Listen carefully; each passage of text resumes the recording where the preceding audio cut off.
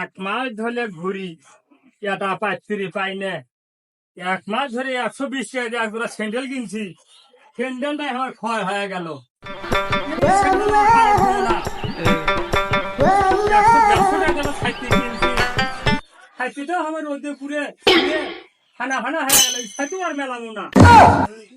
কিসের নড়ে ঘটকালি, আজ কতদিন এলে ঘুরি, এটা পাইছিরি পাই না। কোন মুখে যাই গেলে একটা পাইছিরি পাই। যাই হোক, এদিকে যাই, একটা গান করতে বসে যাই।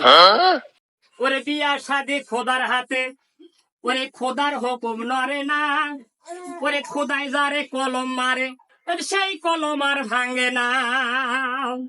আরে বিয়া শাদি খোদার হাতে, এই খোদার হুকুম নরে না, আরে খোদাই যারে কলম মারে, সেই কলম আর ভাঙে না।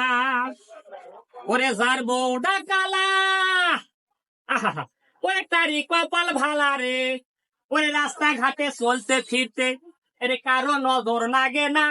ওরে বিয়া শাদি খোদার হাতে, খোদার হুকুম নরে না, ওরে খোদাই যারে কলম মারে, সেই কলম আর ভাঙে না।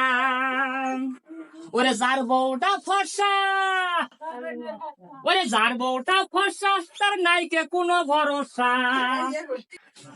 মেলা জায়গা ঘুরলাম, কোনটি পানি পাইলাম না, কে মানে বস ফেরে দিল না, কে না পানিও খাবার করলো না। যাই দেখি শাওনের বাদ যাই দেখি না ওটা বসে তিনি না গাওটাও ঘুরে মানে পানি থেকে খাওয়া যাবো হলি।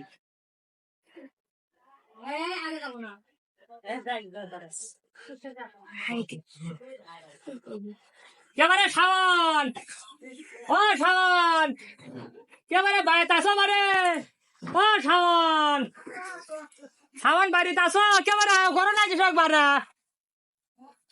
কেবারে কুটে বারে না ঘর তো না পানি খাবো বারে। দিন তখন ধরে ঘটকালি করছি, কোনোটা না বস করে পাই নাই, কোনোটা না পানিও খাই নাই। কেবারে শাওন, কেবারে বাড়িতে আসো বারে। এবারে কেরা ঘটক সাহেব নাকি? কি মনে করে আমার বাড়ি? আইলাম তোমার বাড়িতে, ওদের মধ্যে মেলা জায়গা ঘুরলাম, কোনো জায়গা পাইতে পাইলাম না। এটা পানি আতাস লাগছে বুঝছো, এটা পানি থাকলে আমাকে পানি দাও, খাওয়া যায়। তাহলে এটি আসে বসেন, দাঁড়ান সিট দিন। ঘটক সাহেব বসেন। আচ্ছা ঠিক আছে, বসি। তো বসেন, আপনিও বসেন। কথাটা হলো কি, আমি তো ঘটকালি করি, সেটা তো জানেনি। তা শুনলাম আপনার নাকি বিয়ের উপযুক্ত একটা মেয়ে আছে, তুমি এটা কি বিয়ে সাজি দিবেন? মেয়ে তো বড় হয়েছে, বিয়ে সাথে তো দোয়াই লাগবে। তা খাওন মিয়া, তোমার মেয়ে যে বিয়ে দিবে, তো তোমার মেয়ের দাঁত কয়টা? এই ঘটক সাহেব কি কোন দাদের কথা, বয়স জিজ্ঞাসা করে। ও তাই তো আমার তো ভুল আছে। তো যাই হোক, তোমার মেয়ের বয়স কত? 10 থেকে 12 বছর। 10 থেকে 12 বছর। হ্যাঁ। এই বিয়ে তো আমার পক্ষে দেওয়া সম্ভব হওয়ার নাই, কারণ এই বিয়ে দিবার গেলে এর তো বাল্য বিবাহ হয়। এই বাল্য বিবাহ দিলে এই সরকারি লোক আসে তোমাকেও ধরে নিয়ে যাবি, এই আমাকেও ধরে নিয়ে যাবি।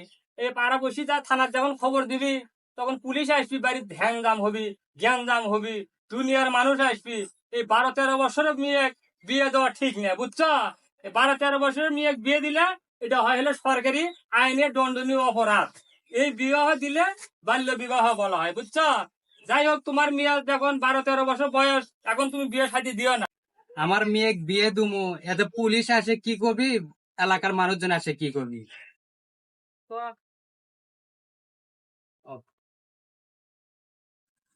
এবারে শোন ভাই, ঘটক আপনি আইডি কি করো? মাতাব্বর সাহেব আসছেন যখন, বসেন, ওখানে বসেন। এবারে তোমার এটা ঘটনাটা কি শুনি তো। মাতবর সাহেব, আমার মেয়ে বিয়ে দিব, এতে পুলিশ এসে কি করবে, এলাকার লোকজন আসে কি করবে, এই বিষয় নিয়ে আমরা কথা বলি। শোন মেয়ে, তোমার বেটির বয়স কত? মাতবর সাহেব ধরেন 12-13 বছর। ঘটক সাহেব তো ঠিকই কছে, আর এটা তো বাল্য বিবাহ।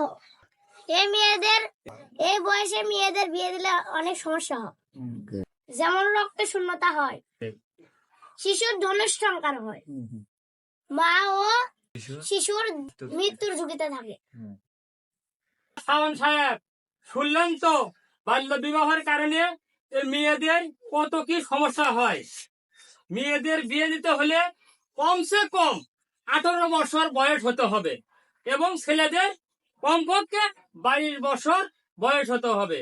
এতে দুজনের বিয়ে দিলে সরকারের কোনো বাধা বিঘ্ন থাকবে না, পাড়া প্রতিবেশীর কোনো অভিযোগ থাকবে না, বুঝছেন? তো যাই হোক, আপনার মেয়ের বয়স হোক, আমি একটু ঘুরে আসি, পরে আবার বয়স হলেন ধরে আবার আল্লাহর রহমতে বিয়ে শাদী করে দেবো। আসি, আসসালামু আলাইকুম।